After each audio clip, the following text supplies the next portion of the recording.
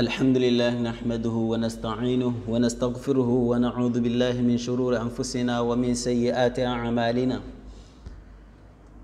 أشهد أن لا إله إلا الله وحده لا شريك له وأشهد أن محمدا عبده ورسوله.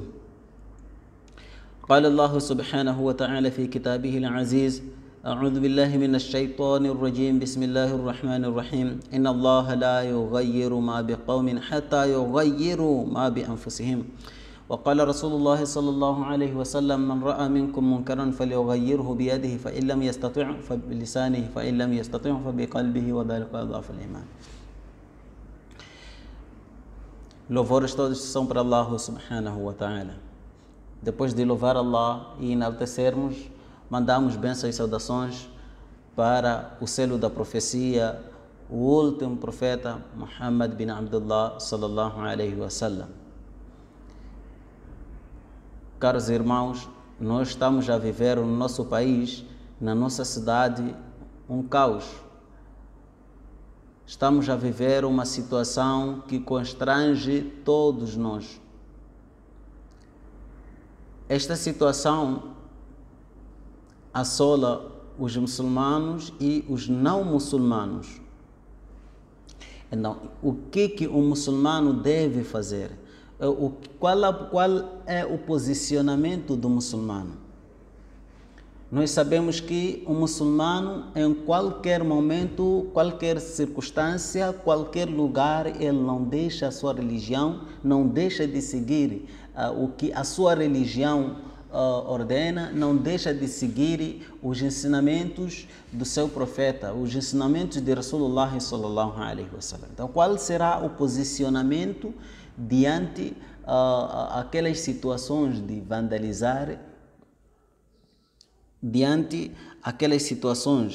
vandalizar, as casas, vandalizar as lojas, né, os estabelecimentos comerciais e saquear os bens que contém nesses estabelecimentos? Qual será a posição do muçulmano? Caros irmãos, eu aqui só vou dar o conselho, né? Nós vamos conversar. Esse não é um bayan, mas sim uma conversa em torno disso. Eu vou dar alguns conselhos sobre isto. O muçulmano deve olhar para 3 pontos.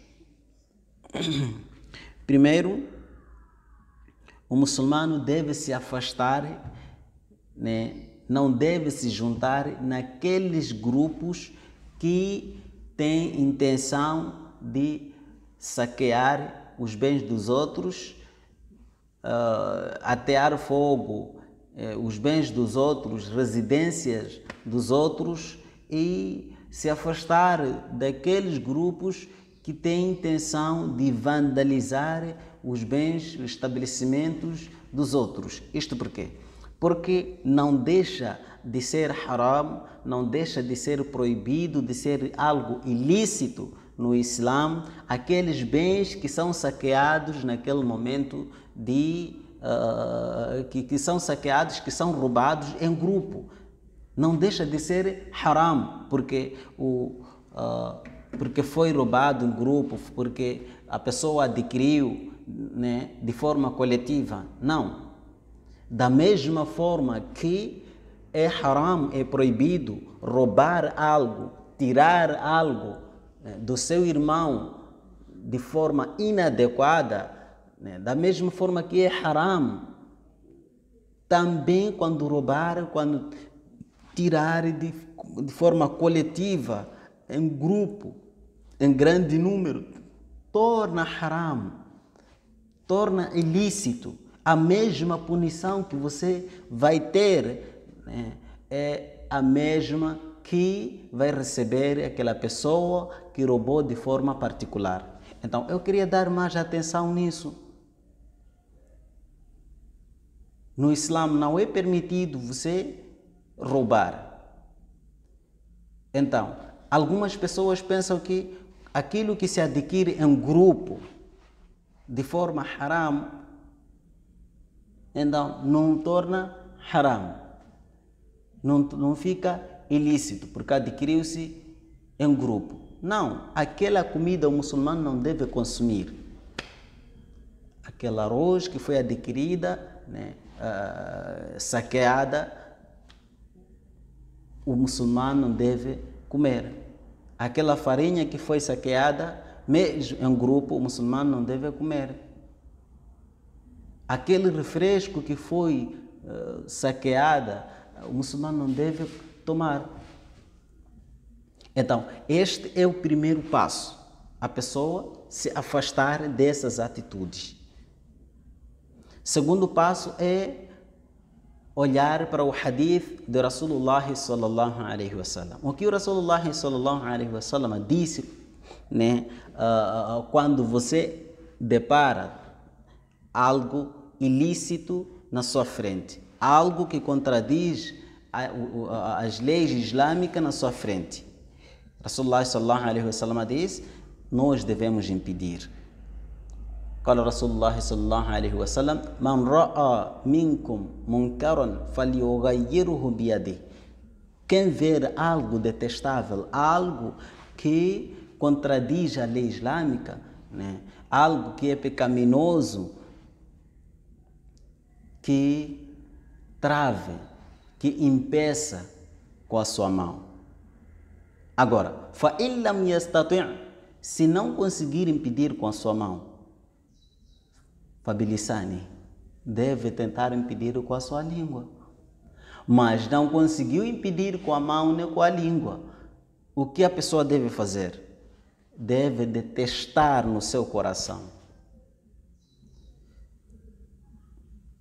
Se você detesta, significa que mesmo você tendo oportunidade, mesmo você tendo facilidade de praticar aquela ação, você não praticaria. Você não ficou feliz com a prática daquela ação. Então, este é o primeiro ponto. Como eu disse, o muçulmano deve observar 3 pontos. Este é o primeiro ponto. Se afastar, né, de saquear os estabelecimentos dos irmãos, e tentar impedir se nós conseguirmos. Vejamos só, você se juntou no grupo daqueles que vão saquear, naqueles que saqueiam os estabelecimentos dos outros. E, de repente, acontece que todos naquele grupo, o Malak al-Maut chega e tira a alma deles. Ou seja, todos são baleados. E você morreu roubando. No dia de Qiyamah também vai acordar roubando. Rasulullah sallallahu alaihi wasallam diz, a pessoa, né, no dia de Qiyamah vai ressuscita na condição que ele morreu. Se você morreu a roubar, e será ressuscitado a roubar. Você morreu bêbado, será ressuscitado bêbado. Alguém de nós gostaria de morrer a cometer algum pecado? Não. Então, meus irmãos, nós não sabemos qual será a nossa hora, quando será a nossa hora, qual será onde será o nosso lugar de morrer. Por isso, é o meu conselho em se abstermos este tipo de ato. Então, segundo ponto que o muçulmano deve observar é quando o muçulmano perde alguma coisa, quando o muçulmano perde o seu ente querido durante esta situação, esse caos que nós estamos a passar. Se o muçulmano perder seus bens, seu ente querido, o que deve fazer? Primeiro, deve observar a paciência. Depois de observar a paciência, deve fazer dua. A pessoa deve dizer Inna lillahi wa inna ilayhi raji'un. Mas além deste dua, em frente, deve acrescentar um dua, um pedido para Allah subhanahu wa ta'ala, pedir a Allah subhanahu wa ta'ala para que lhe traga algo melhor em troca da sua perda. Primeiro, ao fazer este dua, inna lillahi wa inna ilaihi raji'un, deve fazer de forma profunda, né? Ter na consciência que nós somos de Allah, inna lillahi wa inna ilaihi raji'un, e a Allah regressaremos. Portanto, se o meu ente querido morreu, é porque chegou a vez dele de regressar para Allah subhanahu wa ta'ala.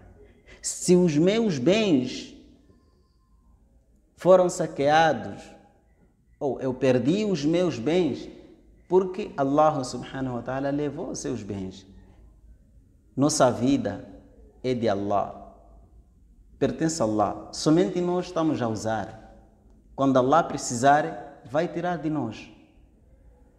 Nossos bens são de Allah subhanahu wa ta'ala, somente nós estamos a usar. Quando Allah precisar, vai tirar de nós. Por isso, somos de Allah a partir da nossa vida e tudo aquilo que nós temos na nossa posse. E a Allah regressaremos. A partir da nossa vida regressaremos e os bens também. Então, o muçulmano deve pensar de forma profunda ao fazer este dua. E não só deve acrescentar Allahumma ajurni fi musibati wa akhlif li khayran minha, que oh Allah, recompensa-me pela minha aflição e dá-me algo melhor em troca. Este dua lembra-me aquela passagem de quando Salama perdeu seu marido, Abu Salama, né? Ela recitou este dua com sinceridade em resposta a Allah subhanahu wa ta'ala. Não apenas a confortou, mas também a abençoou com algo melhor. Ela se tornou esposa do próprio mensageiro de Allah subhanahu wa ta'ala. Então, este exemplo mostra que mesmo nos momentos mais difíceis, Allah subhanahu wa ta'ala é capaz de substituir a perda por algo ainda maior e melhor. Por isso disse, o segundo passo é observar a paciência e fazer dua.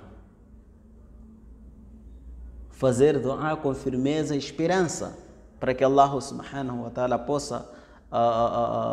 possa trazer algo melhor em troca da sua perda.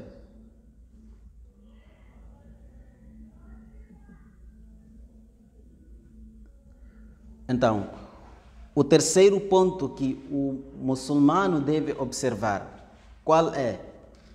É a solução. O muçulmano sempre tem que olhar a solução da parte de Allah subhanahu wa ta'ala. Allah subhanahu wa ta'ala é que traz a melhor solução. E o muçulmano é aquele que não aponta o outro. Começa a ver o problema a partir de si mesmo. Allah subhanahu wa ta'ala diz: Inna Allah la yughayyiru ma biqawmin hatta yughayyiru ma bi anfusihim. Que Allah não muda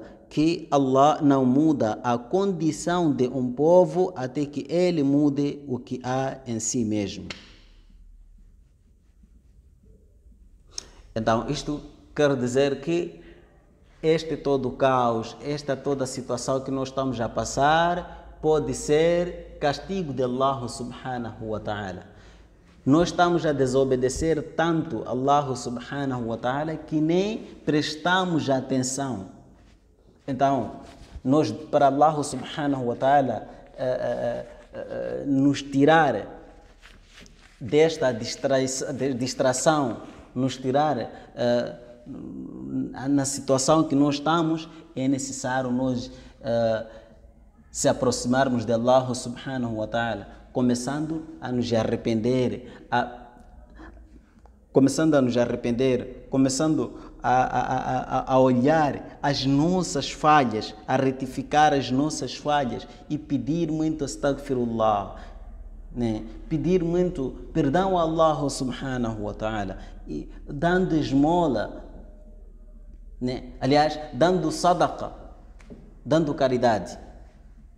Isto vai apagar a fúria de Allah subhanahu wa ta'ala. Isto vai diminuir a fúria de Allah subhanahu wa ta'ala. Com isto, Allah subhanahu wa ta'ala vai nos conceder a sua misericórdia, a sua bênção. Meus irmãos, nós estamos numa situação que não sabemos como sair. Estamos numa situação que a solução está sendo difícil. Antes mesmo de recorrermos a outros meios, primeiro pedirmos a Allah subhanahu wa ta'ala para que nos dê o melhor caminho, melhor solução. Quem aqui não gosta da paz? Todos nós gostamos da paz. Vejamos só. Muitos de nós fomos buscar a solução, mas em vez de buscar a solução, alguns saíram da solução, começaram a trazer mais prejuízos. Esse é o sinal quando você vai tenta buscar a solução sem pedir, sem fazer dua, sem pedir a Allah subhanahu wa ta'ala para que lhe oriente. Ihdina sirata al-mustaqim. Sempre devemos pedir a Allah subhanahu wa ta'ala para que nos dê o melhor caminho para uma solução. Caros ouvintes, respeitosos irmãos, eu repito mais uma vez, os bens que são saqueados são haram. Os produtos alimentares que foram saqueados são produtos ilícitos que um muçulmano não deve comer. Aquele que pensar que estava a comer comida lícita, então estava enganado.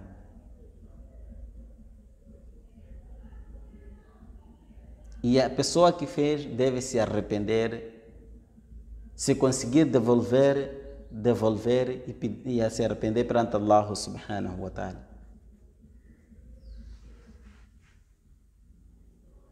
Por isso, meus irmãos, vamos pedir a Allah subhanahu wa ta'ala que conceda-nos a máxima compreensão daquilo que nós acabamos de ouvir e que Allah subhanahu wa ta'ala traga uma solução da situação que nós estamos, para que possamos ter paz, possamos viver em paz, com tranquilidade e sossego. Que Allah subhanahu wa ta'ala dê a compreensão daquilo que nós ouvimos e que Allah subhanahu wa ta'ala recompense a mim e a vós por compartilharmos um momento, né, de pequena conversa. Wa akhiru dawana alhamdulillahi rabbil alamin.